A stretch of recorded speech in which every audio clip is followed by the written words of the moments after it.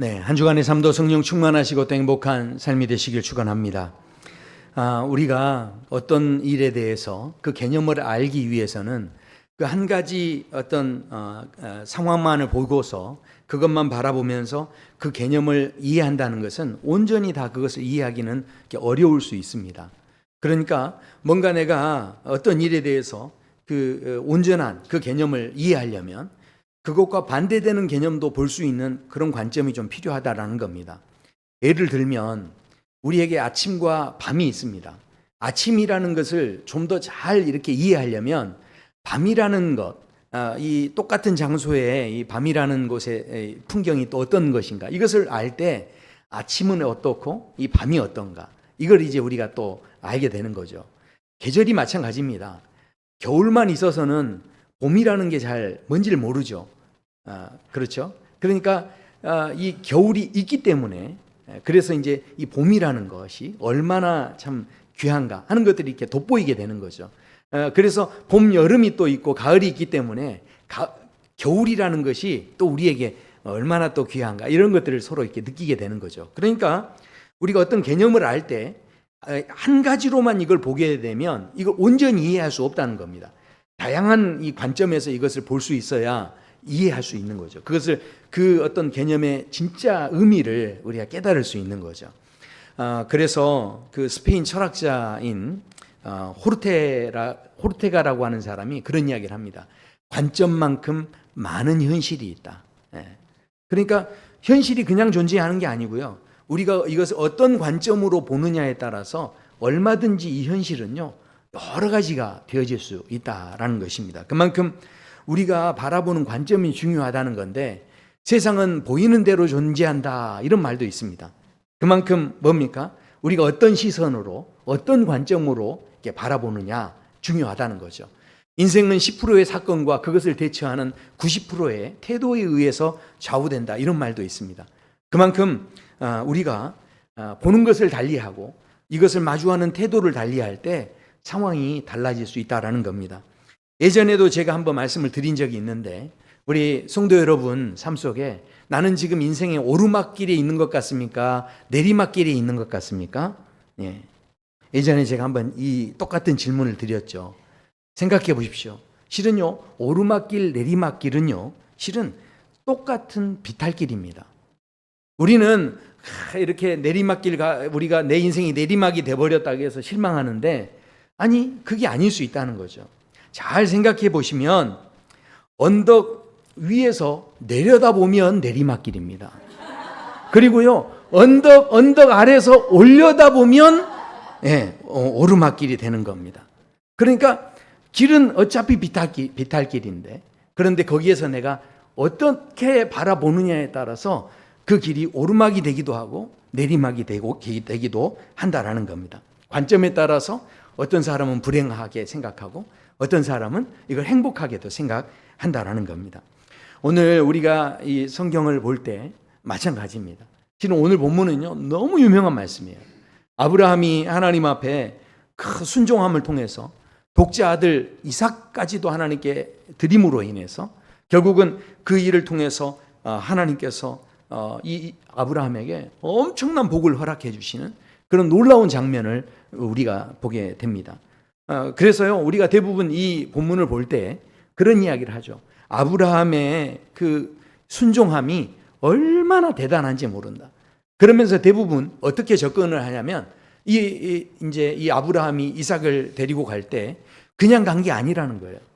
아브라함이요, 이삭을 데리고 갈 때요, 하나님께서 이제 아브라함을 시험하려고 부르셔서 아들을 바치라고 했더니 그 말을 듣자마자 아침에 일찍 일어났다는 거예요. 그러니까 아침에 일찍 일어나면서부터 그 다음부터요, 이 아브라함이 머뭇거렸다는 말 자체가 없습니다.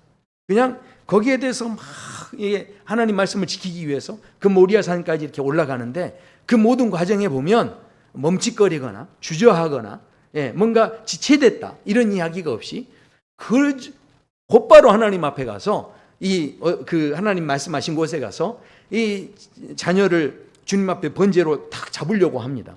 그러니까 이게 얼마나 다급했는지 11절에 보면 이게 너무 빠르게 움직인 거죠. 그러니까 손을 내밀어서 이제 칼을 잡고 잡으려고 하니까 하나님의 사자가 아브라함을 부르는데 만약에 생각해 보십시오.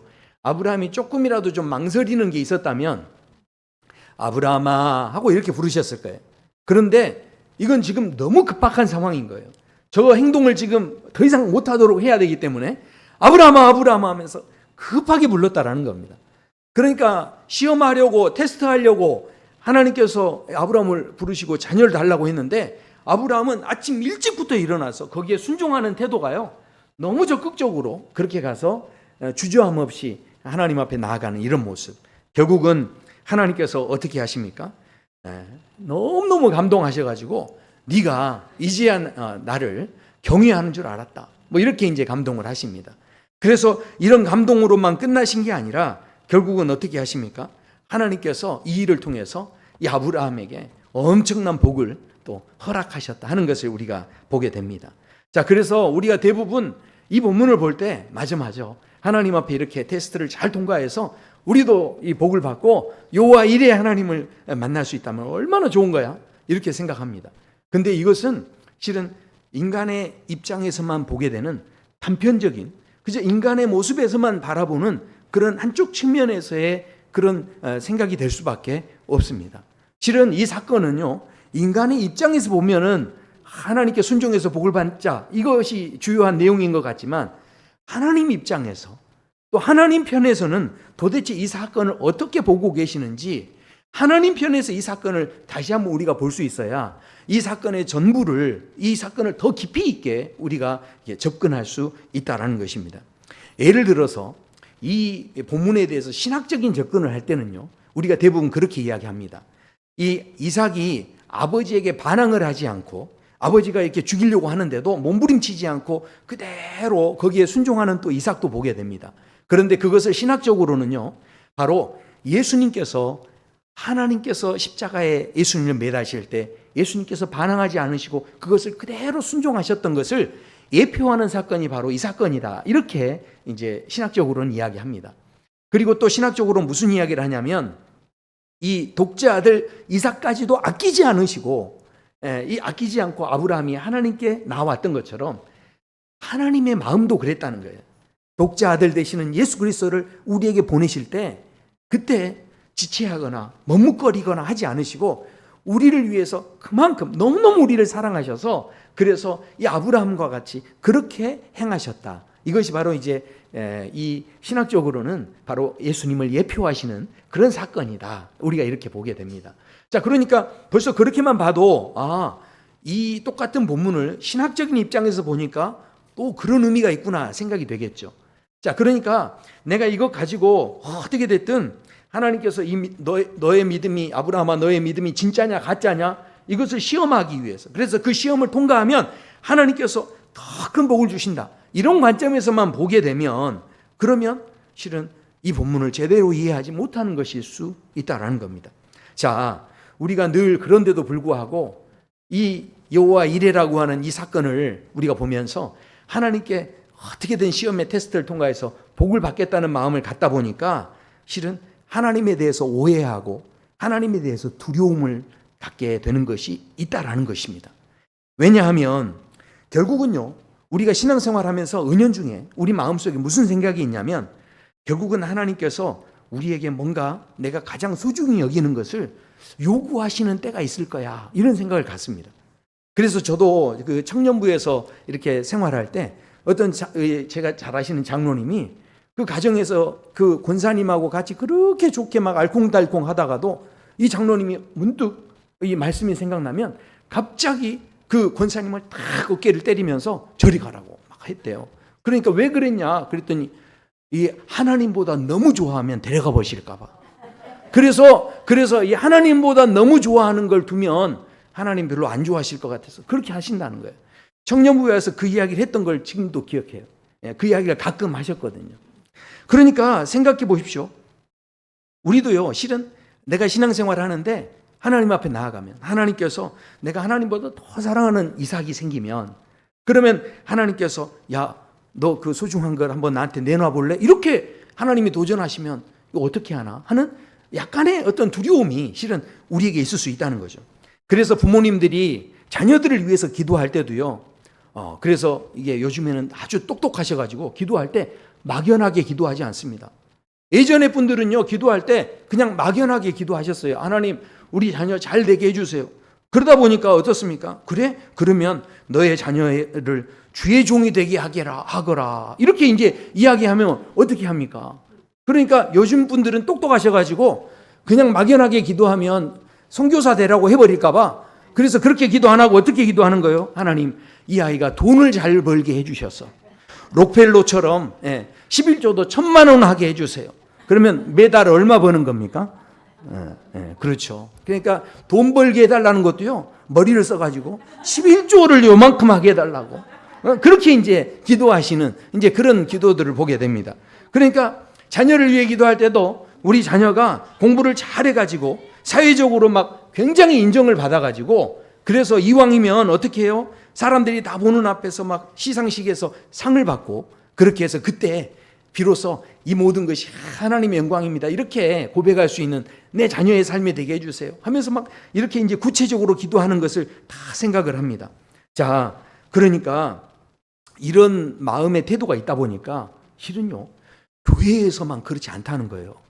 이단 비스무리한 분들도요, 다 이 말씀을 가지고 다 나타나가지고 어떻게 하는 겁니까? 신도들을 막 장악하고 주장하기 위해서 무슨 이야기를 하냐면 약간 공포스럽게 이야기를 하는 거예요. 하나님이 사랑의 하나님이신 건 맞는데 근데 하나님께 약속한 건 반드시 지켜야 돼. 그래서 하나님은 무서운 하나님이기도 하셔. 그러니까 조심해야 돼. 그러는 거예요. 그러니까 너에게 너무 소중한 걸 네가 남겨두면 그러면 그게 문제가 될 수 있어. 그러니까 하나님께서 그 이삭을 원하실 수 있으니까 그거를 다 내려놓는 게 좋은 거야.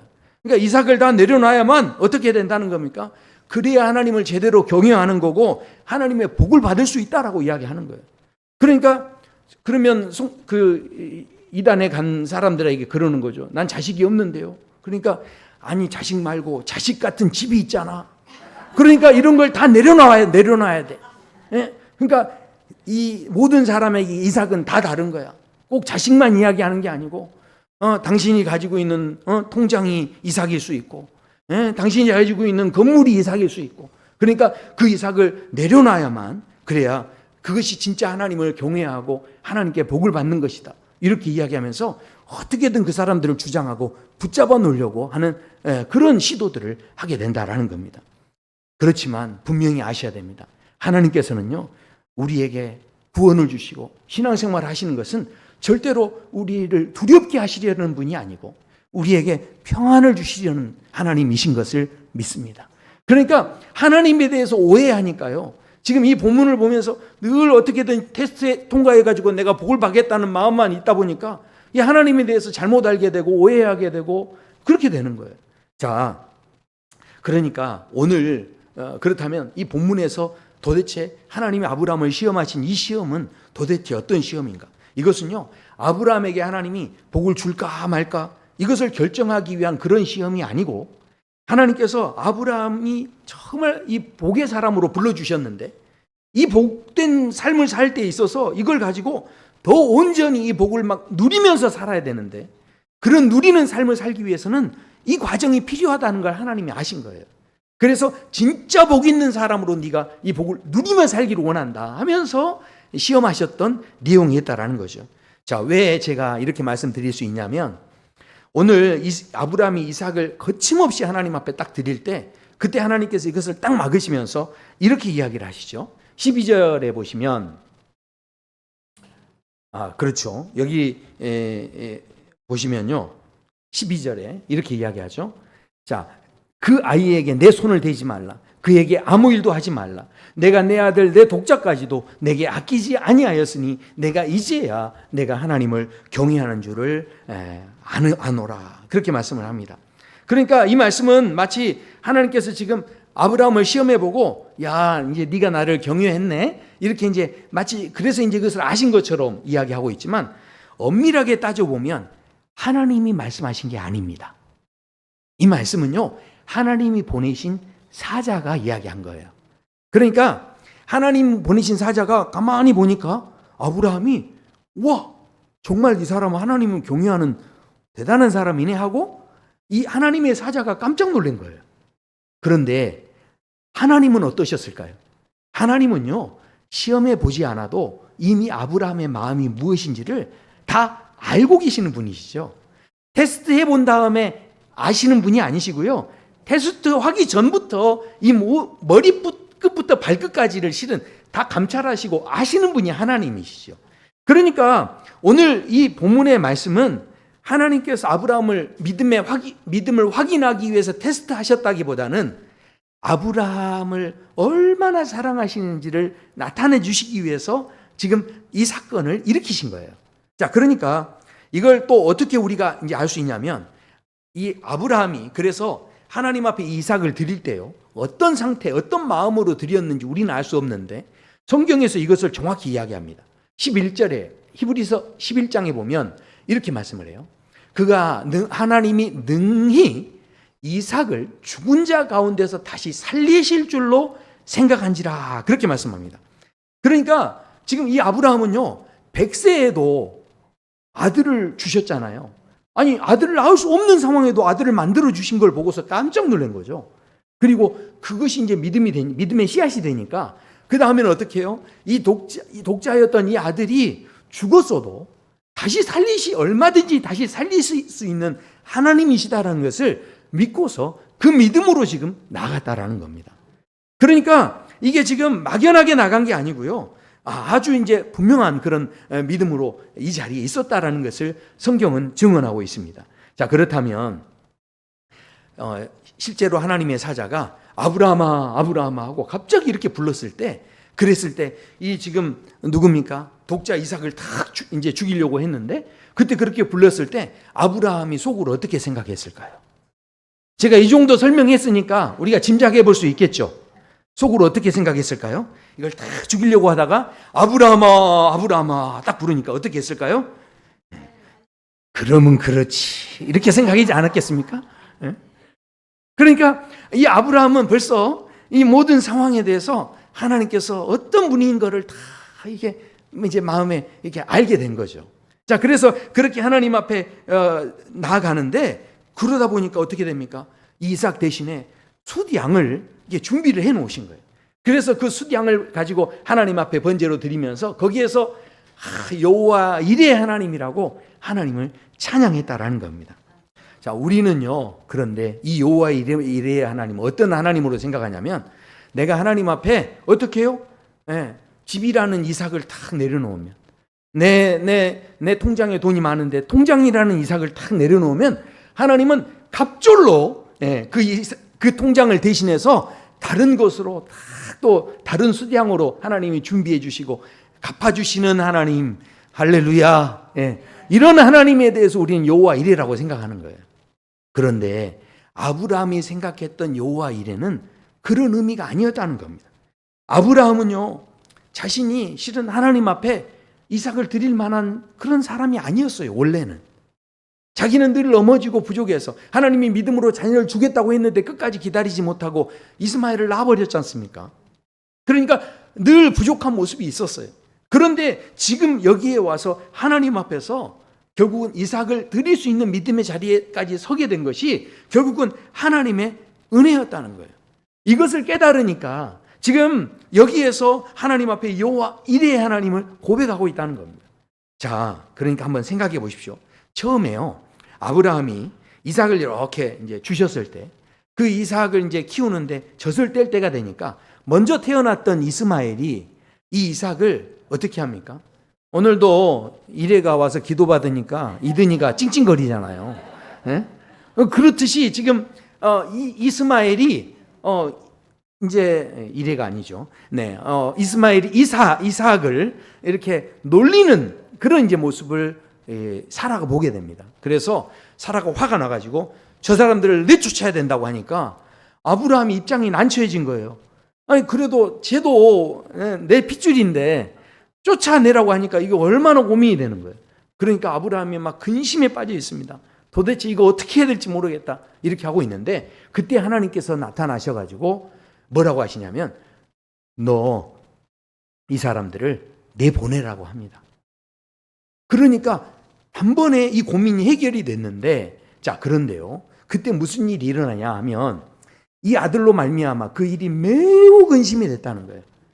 아브라함이 막 믿음이 있어가지고 믿음으로 행한 게 아니었다는 겁니다. 저렇게 막 근심을 한 거예요. 그랬더니 하나님께서 근심하지 말고 사라가 하는 말 그대로 듣고서 얘를 다 이렇게 내보내라. 그런데 이삭에게서 나는 자라야 내 씨라 부를 것이다 했지만, 그러나 이 여종의 아들도 내 씨니 내가 그로 한 민족을 이루게 하리라. 그러니까 이 자녀도요, 이 자녀도 내가 축복할 테니 걱정 말고 내보내라, 이렇게 말씀을 하신 거예요. 그러니까 이 말을 듣고서 마음에 안심을 하고 그 다음에 어떻게 하냐면요, 아침에 일찍 일어나요. 그래서 떡과 물 한 가죽 부대를 가져다가 하갈의 어깨에 메워서 그냥 내보냈다는 겁니다. 적어도 아버지가 되면 이 정도 됐으면 재산을 좀 떼서 보내줘야 되잖아요. 그런데 재산도 떼보내지 않고 뭐 했다는 겁니까? 떡과 그냥 물 한 가죽 부대만 줘가지고 내보낸 겁니다. 그러니까 그것도 아침 일찍 일어나서 그렇게 내보냈는데, 생각해 보십시오. 이 사건이 있은 뒤에 그 다음에 이삭은 이제 자라기 시작합니다. 그리고 자란 다음에 하나님께서 이제 이삭을 하나님께 번제로 드리라고 하는데, 그 과정 속에, 이 이삭이 자라는 그 과정 속에서 결국은 이스마엘이 어떻게 됐다는 이야기를 아브라함이 알았을까요? 몰랐을까요? 다 알았던 거죠. 자기는 떡과 물 한 이 가죽 부대만으로 보냈는데, 그러나 하갈과 이스라엘을 하나님이 책임지시고 그의 삶에 하나님이 또 은혜를 주셔서 또 그 가정을 이루게 하시고 모든 것을 이루게 이스마엘을 살게 하시는 그 하나님의 역사를 아브라함이 그 자리에서 보게 된 거예요. 그러니까 지금 이스마엘을 떨쳐보내는 이 사건이 실은 이삭을 드리기 전부터 먼저 준비 운동으로 경험하게 하신 거예요. 이게 연습으로 이것을 이렇게 경험하게 하신 거죠. 그러니까 처음에는 몰랐는데 나중에 시간이 지나고 보니 이삭을 이제 드리라고 했을 때, 그때 이 아브라함의 마음에 아마 이스마엘을 내보낸 아마 이 아침에 일찍 일어나 이렇게 하는 과정이 없었다면 이삭을 바로 하나님 앞에 아마 드리기는 어려웠을 거예요. 그런데 벌써 이런 연습 시간을 통해서 하나님께서 이것을 경험하게 하시고 나서 바로 이삭을 드리라고 했을 때, 그때 이삭을 드렸을 때 이 아브라함의 마음이 어떻겠습니까? 맞아, 정말. 그런데 이런 상황만 있었던 게 아닙니다. 우리 지난주에 말씀했던 것처럼 이 이스마엘을 쫓아보낸 다음에 갑자기 아비멜렉이라는 사람이 와가지고, 내가 가만히 보니까 당신이 하나님하고 함께 하는 것 같다. 그러니까 우리가 서로 친하게 지내자. 그 말을 들을 때 이 아브라함이 하나님이 나타나 주셨구나 깨닫고서 그 다음에 우물에다가 바로 에셀 나무를 심고서 하나님을 찬양하는 이제 이런 고백의 내용들이 전개가 되고 있다라는 것이죠. 그러니까 이 모든 과정이 그냥 되는 것이 아니라 자기는 너무 부족했지만 하나님께서 점점 믿음을 자라게 하시고 믿음이 더 강해지게 하시고 믿음의 자리에 이렇게 세워가시는 그 하나님을 이제 이 아브라함이 느끼기 시작했기 때문에, 그래서 지금 이 여호와 이레의 하나님을 고백하는 이 자리에서도 바로 이것이 내 힘으로 고백한 게 아니라 바로 하나님께서 나로 하여금 이런 믿음으로 나아갈 수 있는 은혜를 주셨군요 하는 것을 깨달아지니까, 수량만 준비한 게 아니라 자신의 믿음까지도 준비하셨던 그 하나님이 깨달아지니까 이 아브라함이 그때 여호와의 이레의 이름을 외쳐 불렀다라는 것입니다. 우리는 그저 이 여호와의 이레라는 말을 그저 하나님 앞에 이삭 대신에 뭔가 하나님이 더 좋은 것을 준비하시는 그런 하나님으로만 생각하는데, 그러나 아브라함이 생각하는 여호와 이레는 복받기 위한 여호와 이레가 아니라 자신의 삶 속에 하나님께서 어떻게 모든 삶을 준비하셔서 자기를 자라게 하시고 성숙하게 하셨는지, 옛날에는 꼰대 같은 삶이고 옛날에는 까칠한 인생이었는데 하나님께서 자기를 이렇게 성숙하게 하신 것에 너무 감사해서 그런 고백을 했다라는 겁니다. 생각해 보십시오. 우리가요, 인간관계에 있어서도요, 좋은 열매를 맺는 사람들은요, 이 인간관계가 좋으신 분들 보면요, 그 사람들이 갖고 있는 특징이 있대요. 이게 뭐냐면 이렇게 감탄하는 거예요. 어떤 것을 보면요, 되게 감사하는 마음을 표현하는 거죠. 그러니까 생각해 보십시오. 이 감사라는 것 자체가 뭡니까? 내가 지금 이렇게 된 것의 모든 원인이 내 주변에 있다라는 거예요. 그러니까 나 혼자만 이렇게 된 게 아니라 내가 있기까지 나를 가르쳤던 선생님도 있었고 나를 또 도와줬던 부모님이 있었고, 그러니까 내 삶에 하나님이 계셨고, 이것을 아는 것, 이것을 고백하는 게 뭐냐면 감사한 거죠. 그러니까 책을 하나 쓰실 때도 논문을 이렇게 쓸 때 보면 그 논문에서도요, 내용을 쭉 쓴 다음에 거기에다가 각주를 답니다. 그러니까 이 내용은 다른 사람이 연구해 놓은 자료에서 이렇게 내가 인용한 내용입니다. 이렇게 이제 소개하면서 이 사람에게 감사의 표현으로 뭘 하는 겁니까? 각주를 다는 거예요. 그런데 각주를 단다고 해서 내 가치가 떨어지는 게 아니라 각주를요, 이게요, 논문을 내 생각대로 쫙 써가면 실은 이 논문은 그렇게 가치 있게 안 느껴져요. 오히려 그 논문에 각주가 많이 달리면 이 사람이 이것에 대해서 굉장히 많이 자료도 찾아보고 연구를 많이 했구나 하면서 이 가치가 훨씬 여러 사람이 그 근거를 가지고 지원하고 있는 그런 이제 내용이구나 하면서 훨씬 더 가치가 이렇게 높아지는 거죠. 그러니까 한번 생각해 보십시오. 내가 아무리 잘난 인생이어도 그래도요, 이게 감사하기 시작하면요, 그 사람에 대해서요, 진짜 잘났는데도 거부감이 사라지는 거예요. 그런데 이 진짜 잘났다고 하는데 감사가 없는 사람은요, 괜히 보면 부담스러운 거예요. 그럴 수 있다라는 거예요. 생각해 보십시오. 인간관계에서도요, 우리가 뭔가 이렇게 이 감동해 줄 때 그 가치가 드러나는 거예요. 지난 금요일 날 우리 여기 교동역에 있는 우리 목사님들하고 동사무소 직원 몇 분하고 해서 같이 이제 식사를 하러 가는데 저희 교회차를 타고 갔어요. 제 옆에 제가 운전을 했는데 옆에 동사무소 이렇게 사무관 주무관이에요. 주무관 되는 우리 아가씨가 앉았는데 그 아가씨가 앉아가지고요, 그러는 거예요.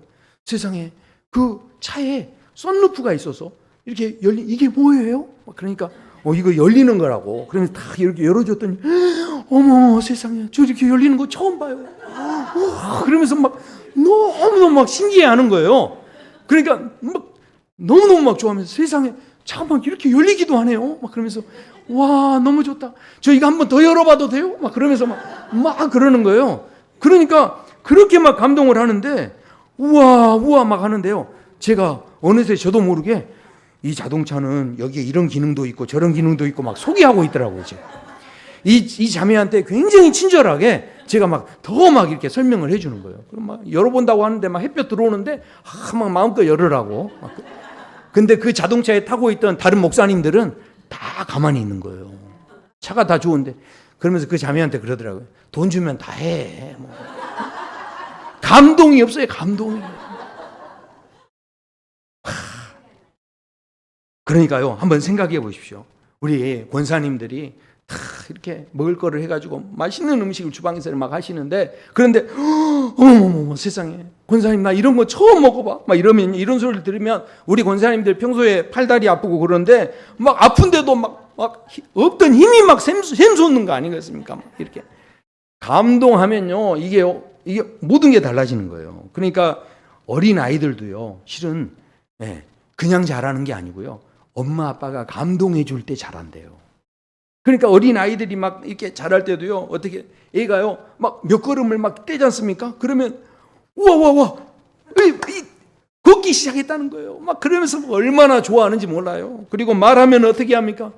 세상에 엄마라고 했어, 엄마라고 막 하면서 막 감동해 주는 거예요. 그러면 이제 애가 어떻게 하니까 나중에 아빠도 막 하는 거예요. 근데 감동할 때요, 진짜 막 감동 잘하시는 가정의 부모들은 보니까 우리 집 아무래도 천재를 낳은 것 같아. 다 그렇게 해요. 걷는 것 봐. 세상에 어쩌면 저렇게 이쁘게 걸어. 막 그러면서 얼마나 감동을 잘해주는지 모릅니다. 그러니까 이 감동해 주면요, 그렇게. 실은 제가 저희 첫 아이가 걸을 때 그렇게 했어요. 우리 애가 막 걷는데요, 첫 걸음을 뗄 때 너무나 좋아가지고 막 박수 치면서 난리가 난 거예요, 집에서. 그런데 그 난리가 났는데, 그런데 한 걸음 걷고 나서 얘가 푹 주저앉아서 무릎을 찌은 거예요. 그러니까 막 눈물이 나는데, 근데 제가 앞에서 걸었다고 너무 좋아하면서 막 나에게 오라고 막 하면서, 누군지 아시죠? 저 첫째 이름을 막 부르면서 막 이렇게 막 하니까 애가 넘어져가지고 울면서 다시 일어나가지고 막 이렇게 저한테 막 이렇게 오는데, 와, 제가 깜짝 놀랐어요. 그러니까요, 이게 감동해 준다는 게요, 인간관계를요, 이게 얼마나 이게 좋아지게 하는지 모릅니다. 점점 좋아지게 하는 거예요. 결국은 오늘 우리가 이 시험을 통해서 하나님께서는 아브라함을 테스트하시려고, 그저 아브라함이 믿음이 있는가 없는가 이거 보시려고, 달아보시려고 테스트하신 게 아니고, 이 테스트를 통해서요, 결국은 아브라함이 뭘 깨달아 버린 겁니까? 자기가 원래는 그런 사람이 아니었는데 지금은요, 이 아들 이삭을 하나님께 드려도 하나님이 다시 주실 수 있다라는 믿음으로 나오게 하시고, 결국은 그 상황 속에서 하나님은 너무 멋쟁이시죠. 그냥 아들을 죽이지 않으시고 그걸 막으시면서 수량을 따로 준비해 놓으셔가지고 죽이지 않고도 하나님 앞에 예배 드릴 수 있게 하신 것이 너무 감사해서, 그러니까 단순히 복받아서 감사한 게 아니고, 복받아서 여호와 이레를 외친 게 아니고, 바로 나를 이렇게까지 준비시켜 주신 그 하나님, 나의 인생에 그렇게 찾아와 주시고 나를 붙잡아 일으켜 주신 하나님, 내가 여기까지 이렇게 믿음을 가지고 설 수 있었던 것은 나 때문이 아니고 바로 하나님의 은혜였습니다. 여기에 대해서 여호와 이레 하나님을 외쳤다라는 것입니다. 저는요, 저와 성도 여러분의 삶 속에 이런 은혜가 있게 되길 소원합니다. 오늘 이 여호와 이레라는 고백을 했던 똑같은 한 사람이 있었어요. 그 사람이 누구였냐면 바로 사도 바울이었어요. 사도 바울이 그렇게 이야기합니다. 그러나 내가 나 된 것은 하나님의 은혜로 된 것이니 내게 주신 그 은혜가 헛되지 아니하여 내가 모든 사도보다 더 많이 수고했지만, 그러나 내가 한 것이 아니요 오직 나와 함께 하신 하나님의 은혜로라. 아멘. 사랑하는 성도 여러분, 오늘도 우리는 신앙의 삶을 살고 있습니다. 그런데요, 돌아보세요. 예전보다요, 그래도 지금 더 믿음의 자리에 지금 서 계신 거예요. 하나님께서 자라게 하셨고요, 성숙하게 하셨고요, 우리가 지금 얼마나 귀한 자리에 있는지 몰라요. 그러니까 보면서 주변 사람들이 우리 보면서, 야, 옛날 같지 않네, 야, 보니까 참 좋아졌어. 그럴 때 아유, 뭘 그런 걸 가지고요, 이렇게 하시면 안 돼요. 주변 사람이 어쩌면 그렇게 이제 옛날하고 다르게 이렇게 얼굴도 좋아지고 이렇게 편안해지고 이렇게 믿음도 좋아진 것 같냐고 그러면 어떻게 하셔야 되는 거예요? 아유, 뭘 이런 걸 그러세요? 아유, 별 말씀을 하시네요. 이거 안 된다니까 이러면, 그 자리에서 여호와 이레 하나님의 은혜입니다. 이 믿음의 고백이 있기를 소원합니다. 오늘도 만날 때, 사람들을 대하실 때 바로 이 주님의 은혜가 우리에게서 풍성히 경험될 수 있게 되기를 축원합니다. 우리 함께 한번 찬양하실까요?